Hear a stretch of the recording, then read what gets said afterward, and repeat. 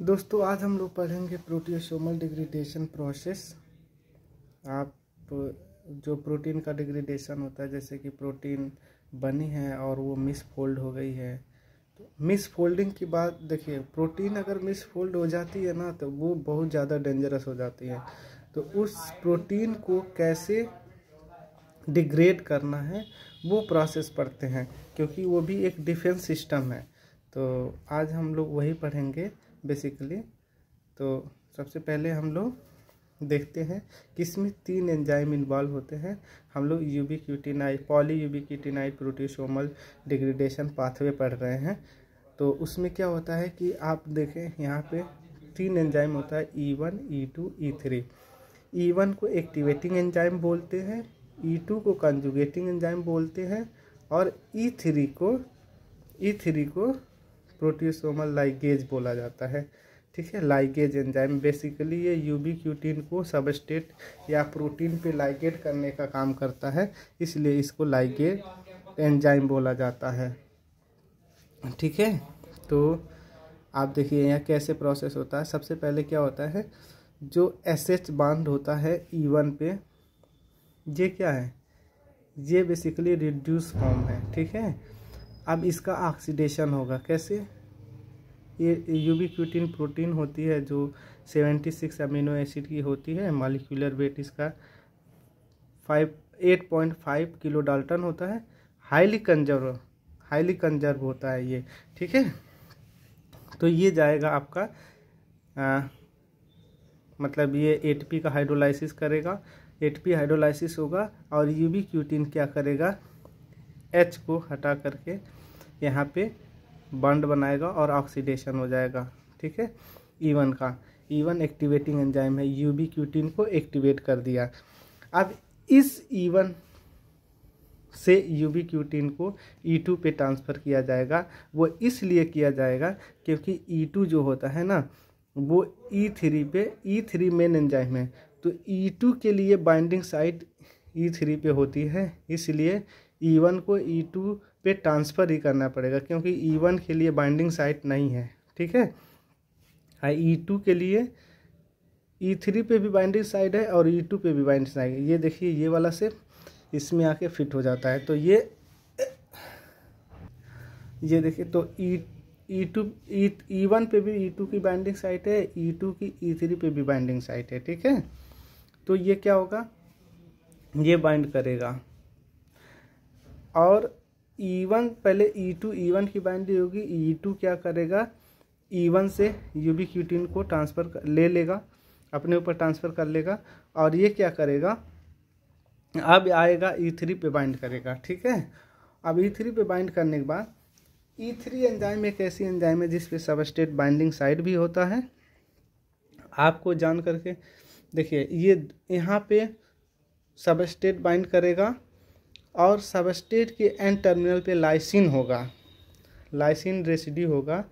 अगर lysine residue है तो यूबिक्यूटिन का ट्रांसफ़र होगा। ठीक है, अगर नहीं होगा तो नहीं ट्रांसफ़र होगा, तो फिर वो प्रोसेस यूबिक्यूटिन इंडिपेंडेंट प्रोसेस होगा। दो प्रोसेस यहाँ चलता है। ठीक है, तो ये यूबिक्यूटिन को सबस्ट्रेट पे ट्रांसफ़र कर दिया गया। अब यूबिक्यूटिन का ट्रांसफ़र हो गया तो ऐसे बहुत सारे यूबिक्यूटिन सबस्ट्रेट पे ट्रांसफ़र होंगे। ठीक है, इसीलिए इसको पॉली यूबिक्यूटिनेशन बोला जाता है, पॉली यूबिक्यूटिनेशन डिग्रेडेशन प्रोसेस बोला जाता है। अब यहाँ पे हमारा प्रोटीन क्या हो गया, पॉली यूबिक्यूटिनेट हो गया। ठीक है, अब इसका हम लोग क्या करेंगे, डिग्रेडेशन। अब वो डिग्रेडेशन कहाँ होगा, वो प्रोटियोसोमल डिग्रेडेशन मशीनरी में होगा, जिसका नाम है 20S प्रोटियोसोमल डिग्रेडेशन। ठीक है, तो वो मशीनरी आपका, अच्छा हाँ, यहाँ पे देखिए, E1 को एक्टिवेटिंग एंजाइम बोलते हैं, E2 को कंजुगेटिंग एंजाइम बोलते हैं और E3 को यूबिक्यूटिन प्रोटीन लाइगेज बोलते हैं, क्योंकि ये बेसिकली यूबिक्यूटिन को प्रोटीन पे लाइगेट कर रहा था, मतलब प्रोटीन पे यूबिक्यूटिन को लगा रहा था, इसलिए E3 का नाम यूबिक्यूटिन प्रोटीन लाइगेज है। ठीक है, अब आगे चलते हैं। ये देखिए, ये पूरा हमारा मशीनरी है। यहाँ पे देखिए, प्रोटीन डिग्रेडेशन दो प्रोसेस हो सकता है, एक तो एटीपी इंडिपेंडेंट होगा और एक एटीपी डिपेंडेंट होगा। ठीक है, ये वाला प्रोसेस एटीपी इंडिपेंडेंट है और ये वाला प्रोसेस एटीपी डिपेंडेंट है, जिसमें जिस प्रोटीन के एन टर्मिनल पे लाइसिन रेसिड्यू होगा वो जाएगा आपका किस में, एटीपी डिपेंडेंट प्रोसेस के डिग्रेडेशन में। ठीक है, और जिस प्रोटीन के एन टर्मिनल पे लाइसिन रेसिड्यू नहीं होगा उसका यूबिक्यूटी पॉली यूबिक्यूटिनाइजेशन नहीं होगा, अब वो जाएगा ये एटीपी इंडिपेंडेंट प्रोटियोसोमल डिग्रेडेशन में। ठीक है, अब यहाँ पे क्या होता है, प्रोटियोसोमल डिग्रेडेशन मशीनरी में क्या है इम्पॉर्टेंट, तो आप देखिए प्रोटियोसोमल डिग्रेडेशन यूनिट जो होती है, जो कैटालिटिक यूनिट होती है, जो प्रोटीन को डिग्रेड करती हैं, वो 4 सब यूनिट से मिलकर बनी होती है। 2 आउटर अल्फा होते हैं और 2 इनर बीटा होते हैं।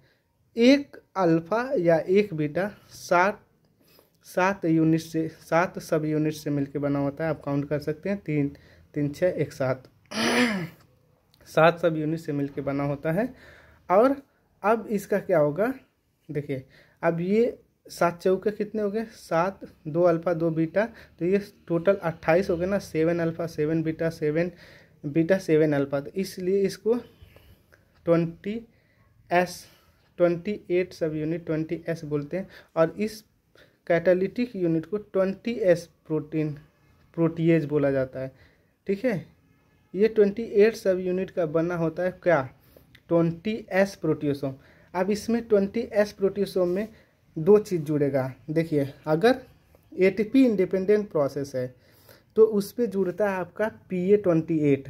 ठीक है, PA28 जुड़ता है और इसका काम होता है PA28 का, देखिए PA28 का बेसिकली काम होता है, PA28 एक यूनिट होता है, सिर्फ 2 यूनिट नहीं होता। देखिए 4 तो हमारा 20S था और एक PA28, वो जुड़ेगा, प्रोटीन को अनफोल्डिंग करेगा। ये नॉन यूबिक्यूटिनेटेड पेप्टाइड होंगे और इनका डिग्रेडेशन होगा। ठीक है, अब यहाँ पे क्या होता है, अब एटीपी डिपेंडेंट जिसमें यूबिक्यूटिन इन्वॉल्व होता है उसका डिग्रेडेशन कैसे होगा, वो ऐसे देखिए यहाँ पे आपका आके जुड़ता है PA700 जिसको 90S बोला जाता है, वो दोनों तरफ जुड़ेगा। ठीक है, वो दोनों तरफ जुड़ेगा और ये क्या करेगा, इसका काम होता है PA700 का बेसिकली काम होता है कि जो प्रोटीन फोल्डेड फॉर्म है उसको अनफोल्डेड फॉर्म में कन्वर्ट करेगा। ठीक है, अनफोल्डेड फॉर्म में कन्वर्ट करके उसको आपको क्या करेगा, वो कैटालिटिक यूनिट में भेजेगा, जो 20S प्रोटियोसोम में वहाँ पे भेजेगा, वहाँ पे उसका डिग्रेडेशन होगा। आप इस प्रोसेस को ऐसे समझ सकते हैं, देखिए यहाँ पे हमारा पॉली यूबिक्यूटिनेटेड प्रोटीन आ रहा है और फोल्डेड फॉर्म में है। ठीक है, वो फोल्डेड फॉर्म में है। ठीक, तो देखिए अब उसको अनफोल्डिंग का काम कर रहा है ये PA700। देखिए अनफोल्डिंग जो सबसे ऊपर वाली ये 4 सब यूनिट हमारे 2 अल्फा 2 बीटे के कैटालिटिक है और यहाँ पे फोल्डिंग का काम कर रहा है आपका PA700।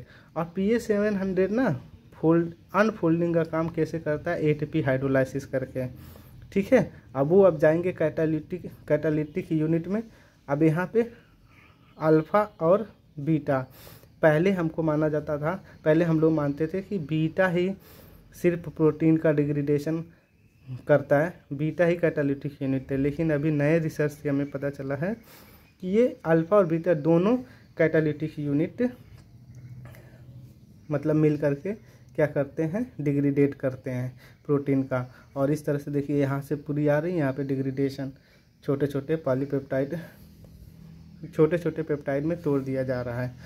तो इस तरह से हमारा प्रोटीन का डिग्रेडेशन होता है।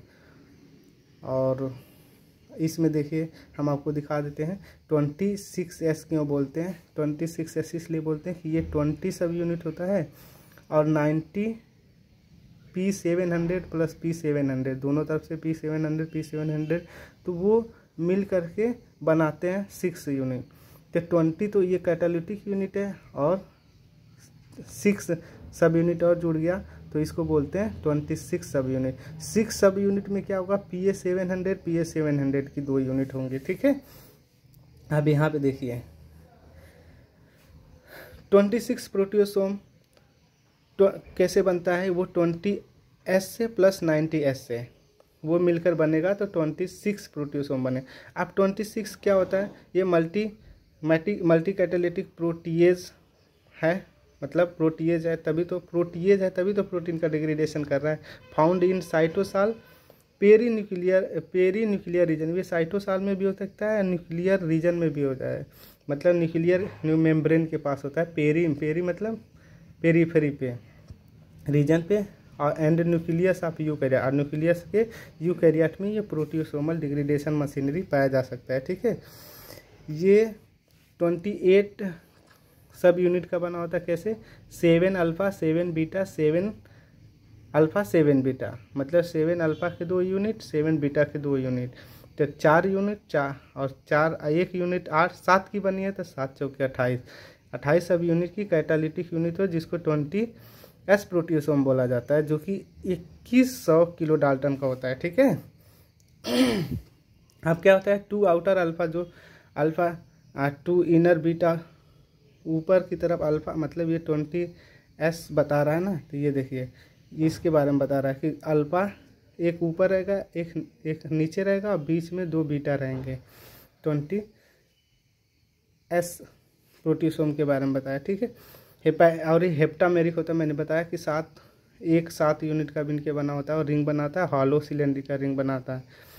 मल्टी सब यूनिट ATPase कंटेनिंग PA700, ये ATPase PA700 होता है। ATP का यूज करके क्या करता है, प्रोटीन को अनफोल्डिंग करवाता है। देखिए यहाँ पे लिखा होगा कहीं, unfold ubiquitinated protein to allow entry in the catalytic core, और जैसे कैटालिटिक कोर में जाएगा तो उसका क्या होगा, डिग्रेडेशन हो जाएगा। तो इस तरह से डिग्रेडेशन प्रोसेस हुआ। हमने आपको पहले ये क्या नाम है, ATP इंडिपेंडेंट वाला बताया कि PA28 एक यूनिट होगी, और कैटालिटिक यूनिट, इसमें यूबिक्यूटिन का इन्वॉल्व नहीं होता है, लाइसिन रेसिड्यू भी नहीं होता है, मतलब ये मेन प्रोसेस नहीं है। मेन प्रोसेस तो हमारा प्रोटीन डिग्रेडेशन का यही है। और एक क्वेश्चन यहाँ पे मेरा है, मुझे अभी तक समझ में नहीं आया, अगर आप लोगों को अगर इस क्वेश्चन का आंसर मिलेगा तो प्लीज़ मुझे ज़रूर बताइएगा, कि जैसे कि मान लीजिए किसी सेल में जब हमारे पास ATP इंडिपेंडेंट प्रोसेस है, तो हमें ATP डिपेंडेंट प्रोसेस करने की क्या ज़रूरत है, मतलब जिसमें हमारा एनर्जी पैसे नहीं ख़त्म हो रहे हैं, अगर हमारा काम हो जा रहा है तो हम पैसे दे के काम क्यों करवा रहे हैं, ये मेरा क्वेश्चन है। अगर आप लोग का इसका आंसर मिले तो बताइएगा, नहीं तो मैं बाद में इसका आंसर ज़रूर बताऊंगा। तो ठीक, होप आप लोगों को ये वीडियो अच्छा लगा होगा। अगर प्लीज़ अच्छा लगा है तो प्लीज़ सब्सक्राइब करें, शेयर करें और मुझे सपोर्ट करें। जय हिंद दोस्तों।